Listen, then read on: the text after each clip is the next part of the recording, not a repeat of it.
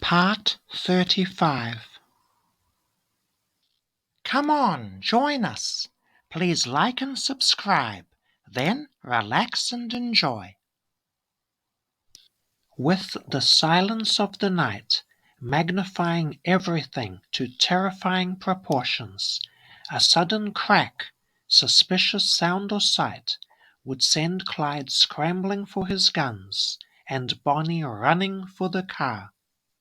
To start the motor and have it running, ready for Clyde to steal up and jump inside, slide under the wheel, set his foot on the gas, and race off into the darkness of the night, Bonnie at the ready to shoot any danger in sight.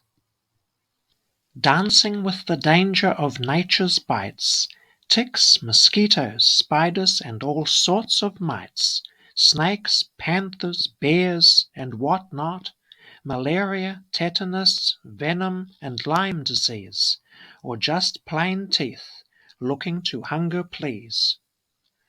Blanche was so mad at Clyde for getting Buck back on the run, she considered shooting him, but thought her draw on Clyde would be too slow, and knew that Bonnie would then have shot her anyway. One June night, out Wellington, Texas way, at the Salt Fork of the Red River, Clyde wrecked the car and burned Bonnie's leg. It was so bad he feared she'd soon be dead, but there was no stopping there, they said.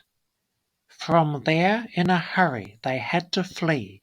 The pain was so bad, but Bonnie was tough. She told Clyde she didn't care if she died, that she only wanted to live if he was still by her side. 2 laws the gang took hostage from the scene of the wreck testified that despite being so badly burned, Bonnie navigated from a map, giving instructions during their ride, and grabbed 2 Colt automatic 45s every time "on alert" was signaled by Clyde. Days later, at Fort Smith, Arkansas, Clyde finally stopped. There, a sick bed for Bonnie.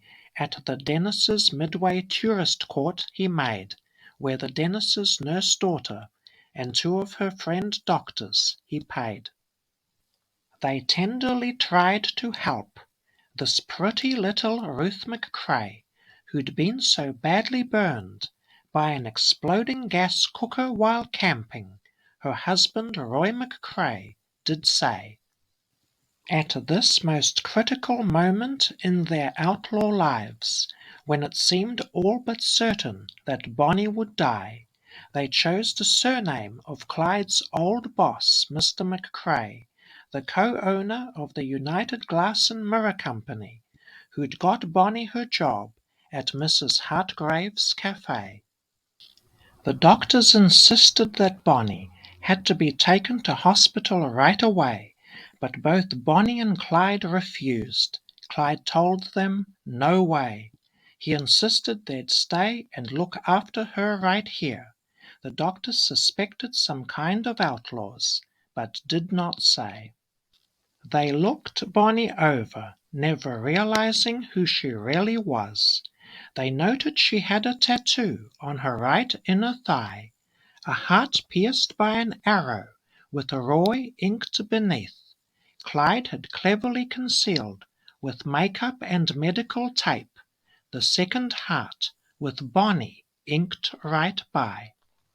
Bonnie was delirious, often slipping into a coma. In pain, she cried for her mamma, and both doctors grimly told Clyde that they thought there was little chance she'd survive, said he'd better fetch her mamma for her before she died.